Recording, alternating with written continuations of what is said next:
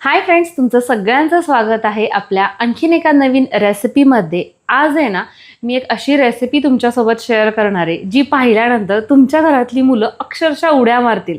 कारण की सगळ्या मुलांचा आवडीचा चॉकलेट फ्लेवरचा केक आज मी घरगुती साहित्यात तयार करणार आहे. आणि तुमच्यासाठी एक चांगली बातमी कुठली आहे माहिती आहे का?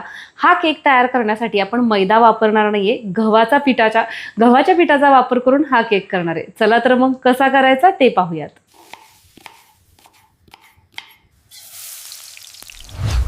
अर्थातच केक तयार करतोय म्हटल्यानंतर सगळ्यात पहिली स्टेप ती म्हणजे ज्यामध्ये आपण हा केक बेक करणार आहोत तो OTG प्रीहीटला लावतोय. तर इथं मी अगारोचा हा OTG वापरते. याची लिंक तुम्हाला डिस्क्रिप्शन बॉक्समध्ये मिळेल. तर 180 याचं टेम्परेचर ठेवते आणि सोबतच वरचा रॉड आपण याचा चालू ठेवणार आहोत आणि 10 मिनिटासाठी टायमिंग लावतो. आता यानंतर पुढची स्टेप ती म्हणजे ज्या भांड्यामध्ये हा केक आपल्याला बेक करायचा आहे ना त्याला ऑइल ग्रीस करून घ्यायचं आहे. तर इथं आज मी हा ग्लासचा टीन वापरते. याच्यामध्ये आपण केक बेक करणार आहोत. हा बाउल OTG सेफ आहे त्यामुळे मी वापरते. जर अशा पद्धतीचा ग्लास बाउल तुमच्याकडे नसेल तर तुमच्याकडे रेग्युलर ज्या भांड्यामध्ये तुम्ही केक बेक करता त्याच्यामध्ये करू शकता.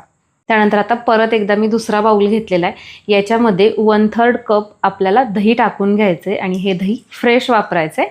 1/4 कप तेल, अर्धा कप पिठी साखर. आता हे आपल्याला छान असं मिक्स करून घ्यायचं आहे.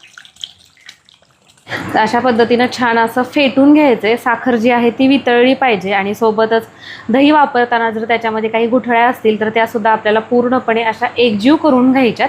आणि यानंतर इथं मी वापरत आहे हे व्हॅनिलाचे इसेन्सचे साधारण 2 ते 3 ड्रॉप.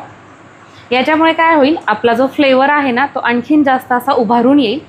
बाउलवरती एक स्ट्रेनर ठेवलेलं आहे आणि यामध्ये आता आपण गव्हाचं पीठ टाकून घेत आहोत 1 कप आणि सोबतच 1/4 cup cocoa powder, 1 teaspoon baking powder, 1/4 teaspoon baking सोडा.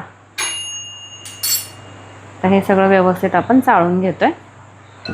याच्यामुळे काय होतं, हे अशा पद्धतीच्या ज्या गुठळ्या आहेत ना त्या डायरेक्ट आपल्या ओल्या मिश्रणामध्ये पडत नाहीत आणि आपल्या बॅटरमध्ये गुठळ्या तयार होत नाहीत. त्यामुळे ही प्रोसेस जरूर करायची. व्यवस्थित असं हे चाळून घ्यायचं.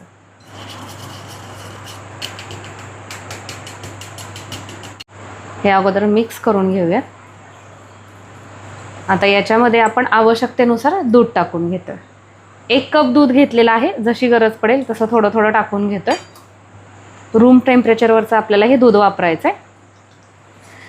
इथं आपलं बॅटर अशा पद्धतीचं झालेलं आहे. याची कन्सिस्टन्सी तुम्ही बघू शकता. जे 1 कप दूध घेतलेलं ना त्यातलं साधारण 2 ते 3 मोठे चमचे दूध शिल्लक राहिलेलं आहे. आता तयार झालेलं हे बॅटर आपण यामध्ये ओतून घेणार आहोत. सुरुवातीलाच आपण याला तेल लावून घेतलेलं आहे.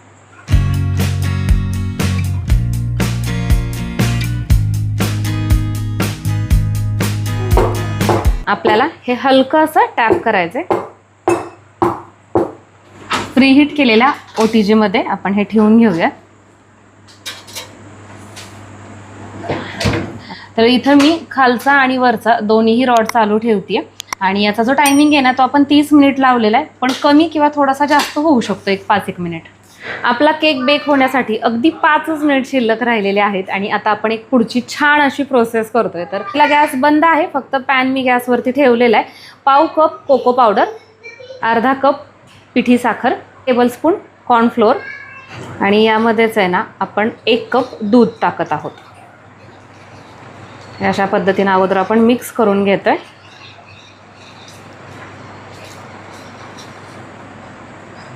एकदा व्यवस्थित असं हे मिक्स केलं ना नंतरच आपण गॅस ऑन करणार आहोत.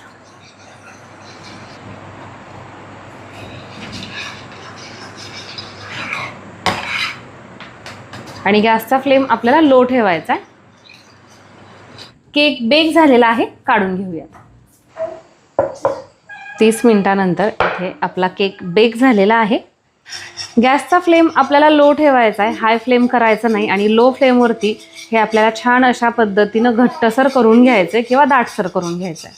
तर साधारण 5 मिनिटानंतर तुम्ही बघू शकता आपलं गणाश अशा पद्धतीचं तयार झालेलं आहे. आता आपण याच्यामध्ये 1 मोठा चमचा तूप टाकून घेतोय जेणेकरून याला छान अशी शाईन येईल. इथं मी तूप वापरलेलं आहे. तुपाच्या ऐवजी तुम्ही बटरसुद्धा वापरू शकता.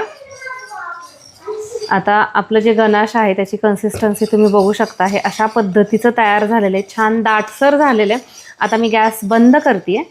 आपला केक छान अशा पद्धतीनं बेक झालेला आहे. पण काय झालेलं आहे, वरच्या साईडनं हा थोडासा जास्त वरती आलेला आहे. तर आपल्याला हे अशा पद्धतीचं नको आहे. त्यामुळे दिसायला सुंदर दिसावा आणि आपण तयार केलेलं गनाश अगदी शेवटपर्यंत मस्त मुरावं, याच्यासाठी याचा जो वरचा भाग आहे तो मी अगदी अलगदपणे काढून घेते. परफेक्ट अशा पद्धतीचं आपलं हे गनाश तयार झालेलं आहे. ओतून घेऊया.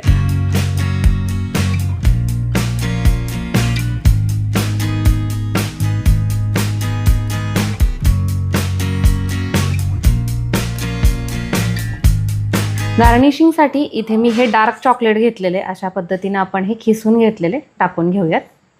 याच्याऐवजी तुम्ही चोको चिप्ससुद्धा वापरू शकता किंवा केकचं जे काही तुमच्याकडे गार्निशिंग असेल ना ते तुम्ही वापरू शकता. असला भारी केक बघितल्यानंतर कोणाला कंट्रोल होणार आहे? चला आपण हा पटकन कट करूयात आणि टेस्ट करूयात.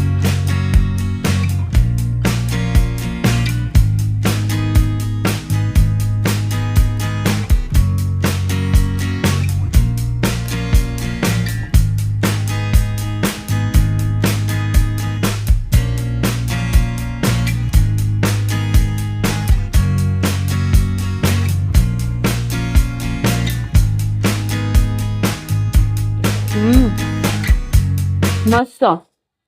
आपण हे जे गनाश तयार केले ना, अगदी परफेक्ट असं तयार झालेलं आहे.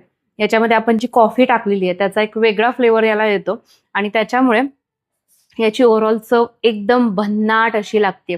खालचा जो बेस आहे त्याच्याविषयी तर बोलायलाच नको, कारण की आपण तो गव्हाच्या पिठापासून तयार केलेला आहे. आणि अर्थातच तुम्ही याचं टेक्स्चर बघू शकता, अगदी मस्त रवाळ आलेले. कुठेही हा केक कच्चा राहिलेला नाहीये किंवा आपण जे म्हणतो ना टाळूला चिटकतोय, तर तशा पद्धतीचं काहीही होत नाहीये.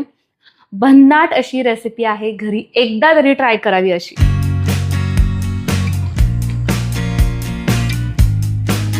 आता मी तयार केलाय म्हटल्यानंतर अर्थातच मी तर एन्जॉय करणारच आहे, पण मला असं वाटतं की या रेसिपीसाठी जे काही इन्ग्रेडियंट लागतात ते प्रत्येकाच्या घरामध्ये अवेलेबल असतील, हो ना?